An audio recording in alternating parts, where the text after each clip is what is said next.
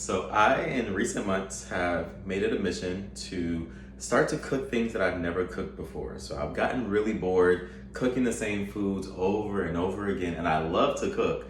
So I am making it a thing to learn new things to cook. On this go round, I am going to do my first pan of baked mac and cheese. All right, so let's do an ingredient check of all the ingredients that I'm using for my baked mac and cheese.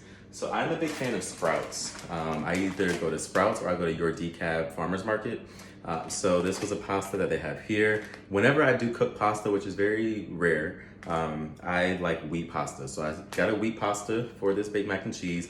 I know some people might be indifferent to wheat for baked mac and cheese, but we're gonna do it. So I found this flaxseed milk and I've been drinking this for years. The taste isn't that strong, the flavor isn't that powerful, but it still gives creamy. When I use it for eggs, mashed potatoes, I even use this for my protein shakes when I'm working out, which is not often.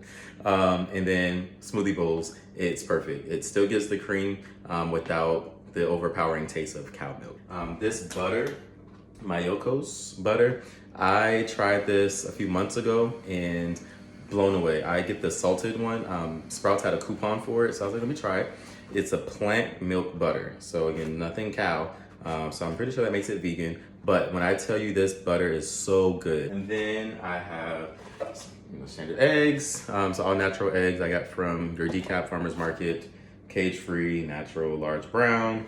And then I've got some cheese. So I've got the Mexican blend cheese, Organic Valley. Again, Sprouts had this on sale this morning for like $1, like maybe $1.99. So I was like, hey, that's a really good price. All the other cheeses were like $5, so I'm gonna go to Kroger.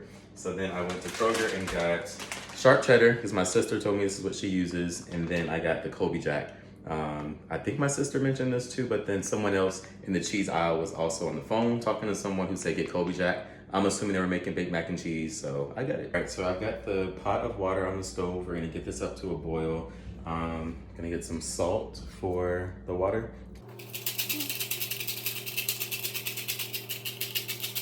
So now that I'm looking at my seasoning cabinet, I'm actually gonna put some of this in here. It's called Good as Gold. I got it in Nashville from a spice shop. What's in here, it's turmeric, cinnamon, apple cider vinegar powder, ginger, maca powder, and black pepper. But I essentially use this anytime I'm cooking things with the milk that I showed earlier.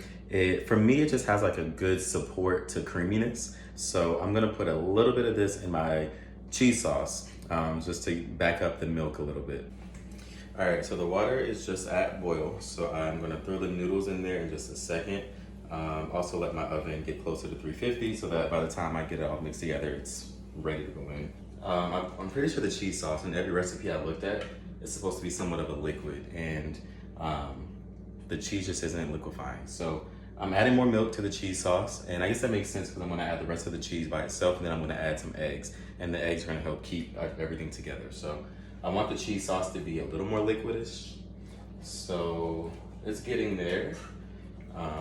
So it's almost gonna be like a soup to the noodles. To show you what I'm looking at, it was much more thick than this. It's still cheese, obviously, but I want it to be kind of loose so that it almost kind of just like bathes the noodles. So I think this is the consistency that I'm gonna go with. I'm going to add some salt and pepper to the noodles in the pan. I've had seasonless macaroni and cheese before, and it's just not that good, so I'm gonna season mine. And then, like I mentioned, my Good as Gold seasoning, I'm gonna do just a little bit of it because it is very powerful. And everything else I'll throw in there. The eggs, I'm gonna do 2 eggs, and then my cheese sauce, and then the rest of the cheese. Stir it all up, and then we'll get it into the oven.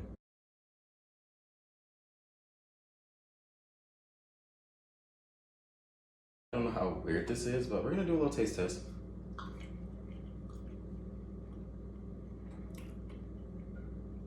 Okay, be back. All right, I just added a lot more seasoning to this pan, a lot more salt, and then some more black pepper. And I went to go grab my Applewood salt and grabbed the wrong seasoning, and I almost freaked out. But then I remembered yesterday, I told myself I wanted to use the seasoning. I'm not to sneeze because I'm using seasonings. Excuse me. Are you really cooking if you're not sneezing? Probably not, because you're not seasoning your food. But this seasoning is called lamb and pork seasoning. Why this makes sense to go in this mac and cheese is really a flavor thing. This has rosemary, garlic, kosher salt, parsley, whatever savory is, black and white pepper, and oregano. So it's like a lot of Italian things, what you would see in Italian food. All right, so I'm adding the rest of the cheese. Now this feels like a lot of cheese. I get it's mac and cheese. I mean, every ingredient, every recipe said, or was it 16 ounces? Okay, well these are 8 ounces. Okay, this feels like a lot of cheese, but we're gonna do it. So I added all the cheese, and that just feels way too thick. So I'm gonna add just a little bit more milk. I did add some of the butter, so the butter is gonna melt once it goes into the oven, but this feels not as loose as it should. So let's add some milk, and then see if that loosens it up some. Okay, so here's what we're working with. The pepper on top, you know, just to make it look like something. If you want to be something, you got to look like something. So into the oven we go. This is me obsessing over this pan, just looking into the oven, hoping for the best, praying for the best. Matter of fact, let's say a prayer for this.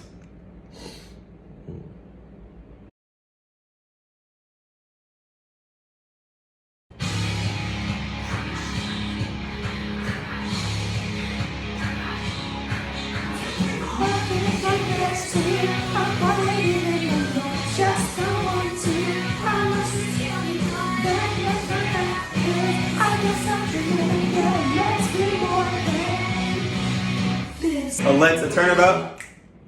So what are you gonna do when the world's on open around you?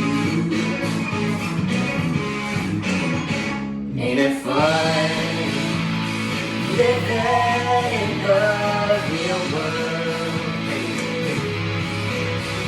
Ain't it good being all alone?